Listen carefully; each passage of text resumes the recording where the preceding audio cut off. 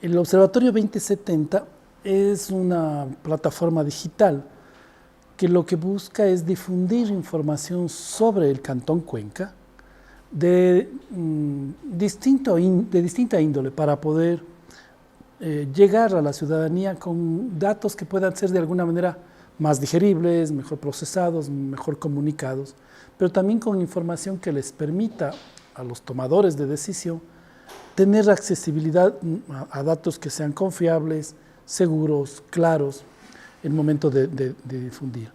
El observatorio nace a partir de un acuerdo entre la Cámara de Industrias de la SOAI, el municipio de Cuenca y la Universidad de Cuenca. A esta iniciativa, que inicialmente se llamó el Grupo Consultor de Cuenca, se han sumado varias otras universidades y la expectativa es que en el marco de imaginar la ciudad del futuro al 2070, podamos también ir recogiendo análisis actuales y transformando la información académica, la información científica, en información para lo cotidiano y para las decisiones. Esa es la intencionalidad de este proceso, que además ha sido apoyado por la cooperación alemana, por la GIZ, como organismo de cooperación, para garantizar que podamos tener una secretaría ejecutiva que funcione. La Universidad de Cuenca ha puesto inclusive un espacio para que el observatorio tenga una sede en esta universidad. Parte de ese proceso del Observatorio Cuenca 2070 se planteó entonces analizar los impactos de la COVID-19. Y ese fue el primer producto que hoy estamos presentando y que el próximo miércoles vamos a tener un taller de toda la mañana para discutir los datos y colocar otras miradas, porque lo que pretendemos nosotros no es una presentación descriptiva de los datos de la situación del COVID, sino una presentación y una búsqueda de datos que nos permita proyectar la ciudad. O sea, bueno, la pregunta clave es, estos son los impactos y ahora qué vamos a hacer como ciudad, qué cosas debemos tener en cuenta. La utilización de los datos no siempre es una utilización inmediata.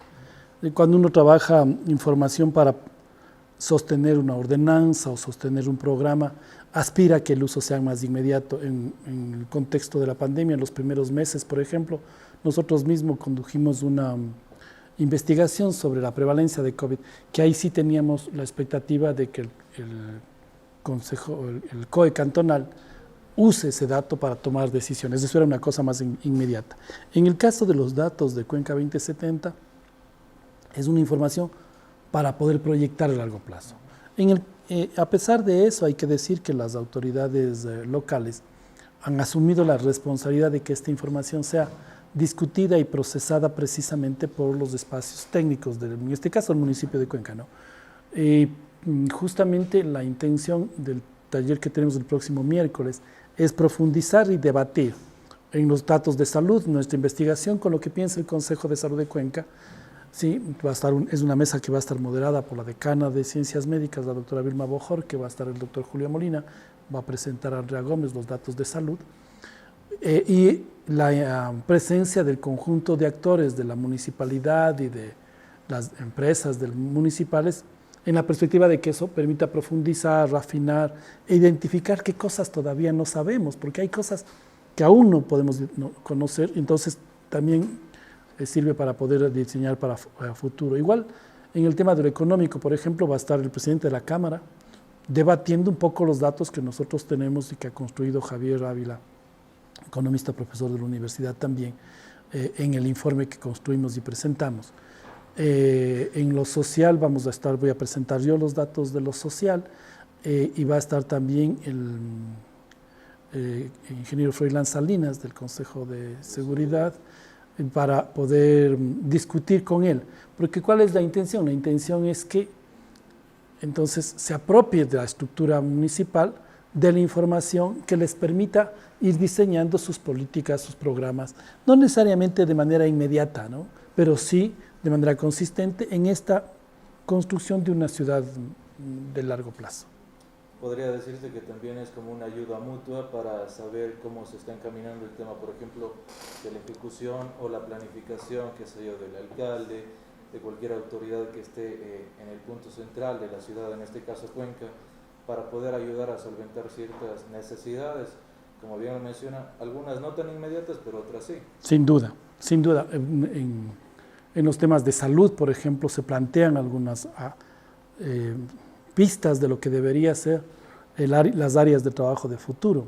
Una apuesta por fortalecer los temas de primer nivel, no pensar solamente en lo hospitalario o en educación, es decir, ir sugiriendo aquellas cosas que deberían ser preocupación y prioridades en la agenda municipal.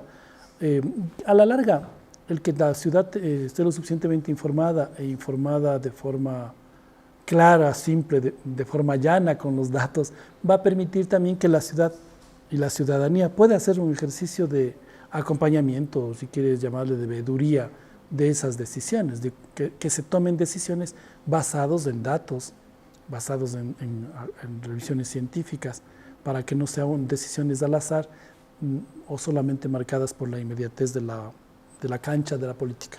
Lo que planteamos es algunas alertas claves. La primera alerta sin duda es el impacto enorme en la educación, ¿no? El hecho de que tengamos prácticamente 7.000 chicos y chicas que han quedado fuera del sistema educativo, el impacto que ha tenido en las familias, el hecho de haber tenido que movilizar, digamos, a los estudiantes de las estructuras particulares, de los colegios fiscales, el hecho de que no todos hayan podido desarrollar suficientemente bien sus capacidades por las limitaciones que supone la formación de Internet.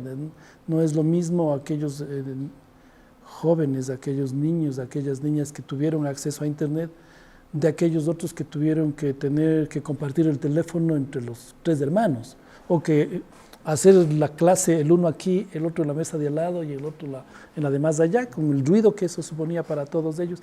Hay un costo, hay una pérdida del desarrollo educativo que algunos estiman que puede significar alrededor de 2 años de diferencia, es decir, lo que nosotros aspiraríamos que un niño o una niña haga cuando esté en 5º grado, ¿sí? En realidad está aprobando el 5º grado, pero con un nivel de desarrollo de cosas que antes hacíamos, antes de la pandemia, se resolvían en 3º.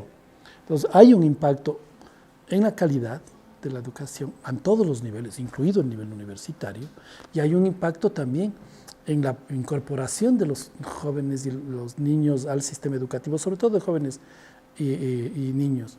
Y ahí entonces se colocan algunos desafíos.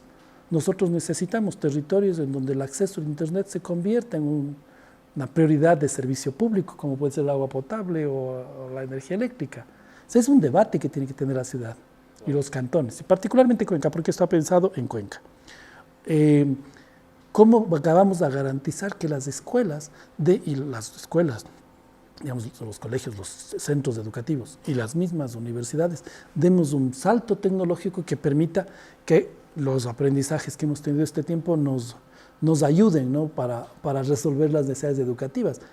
Es claro que nosotros ya no podemos seguir pensando en la educación como pensamos antes de la pandemia, ¿sí? Hay, creo yo, 2 aprendizajes. 1, la presencialidad es súper importante. 2, pero hay que reconocer que las tecnologías de la información y este rato nos han abierto un montón de otras cosas que no teníamos suficientemente desarrolladas. Ese es el lado bueno, digamos, de la pandemia en este contexto. Es decir, los profesores nos vimos obligados a aprender a hacer clases virtuales, a encontrar instrumentos, procesos de producción de material educativo que antes no se nos hubiera ocurrido. Y también hemos aprendido a aprovechar mejor la posibilidad de conexión a nivel global. Antes suponía que para una clase con alguien de fuera tenías que traer a alguien de Quito, o sea, un colegio eso hubiera sido impensable, por ejemplo. Quizá ahora con el uso del computador puedes pensar en que alguien de otro lado, de otra ciudad, o niños o niñas, chicos de otra ciudad puedan conectarse. Son cosas que vamos a tener que incorporar. Y ahí hay cosas que hacer desde los espacios de los gobiernos autónomos descentralizados. Hay un camino ahí a trabajar. Y eso es lo que hace básicamente la investigación. Entonces, la investigación lo que hace, en realidad, Es un recorrido que más o menos se conforma así. Nosotros primero hicimos, o sea, atrás de los datos que están expresados en estos trípticos, hay un conjunto de sustentos, ¿no? Entonces tenemos una matriz enorme de indicadores con los cuales aspiramos que en el transcurso del tiempo la ciudad pueda ir midiendo qué va pasando. Esos indicadores están además definidos, ¿qué entendemos por el indicador? Identificada la fuente desde la cual se puede acceder al dato del indicador, de tal manera que en el futuro los tomadores de decisiones entran a la tabla, hacen un clic y se van al INEC, a la fuente de datos de ese indicador, para poder ir actualizando en el camino. Entonces todo eso, por ejemplo, está construido, es como la parte que no se ve de lo que hemos presentado. Luego de eso elaboramos un informe bastante minucioso, diría yo, de los tres componentes, el de social, el de salud y el económico. Hemos elaborado y aspiramos que en la plataforma pronto empiecen a circular varios productos comunicacionales para las redes sociales de Twitter, Facebook, Instagram, los formatos para que la ciudadanía pueda saber por ejemplo, estas cosas que estamos hablando de educación, o el impacto enorme que tuvo en la economía y cómo hoy la economía parece que se va recuperando, ¿sí? Todo eso es lo que tiene la investigación. Tres cosas. Uno, profundizar la discusión de estos datos. Dos, que la apropiación de los resultados por parte de las instituciones que van a ser participantes. Y tres, diseñar, identificar precisamente aquellos elementos que pueden ser cosas que todavía no sabemos y que valen la pena averiguar. Yo voy a colocar uno anticipándome al taller porque es una cosa que yo siento una deuda con la ciudad. No sabemos cuánto nos costó tener prácticamente 400 personas en los unidades de cuidados intensivos. ¿Cuánto nos costó como ciudad? ¿Cuánto nos costó como sociedad eso? Porque si no dimensionamos eso, claro, nos hemos acostumbrado a contar los muertos, ¿sí? Y no contamos todo el esfuerzo que hay en cuidados intensivos, y todas las personas, unas que fallecieron, otras que no, afortunadamente, porque tienen un costo que puede evitarse si tenemos agua potable, médicos en primer nivel, servicios adecuados, un manejo adecuado de la pandemia, información oportuna. Todo eso se podría evitar si logramos tener acciones que a veces no se ven o sea, no se hacen tan evidentes en el día a día, pero que son claves para evitar esos otros costos, que como no hemos medido, no dimensionamos el enorme impacto que tiene. Y no hemos podido levantar, por ejemplo, ese dato. ¿Cuánto cuesta una cama de cuidados intensivos al día en el manejo de COVID?